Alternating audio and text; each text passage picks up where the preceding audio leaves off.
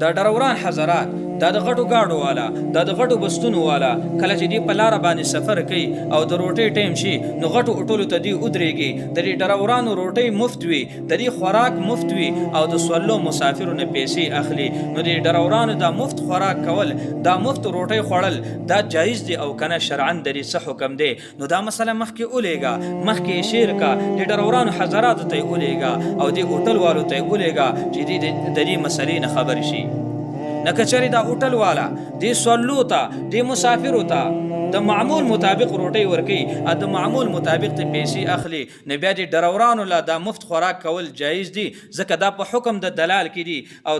دلال خپل مالک دپاره چې کوم دی نو ګاګ ګوري، نو د دلال دپاره بیا اجرت اخیستل جایز دي. او که چېرې دا هوټل والا دا د دې مسافرو نه، د دې سولو نه، د دې ډرورانو په عوض کې پیسې الي،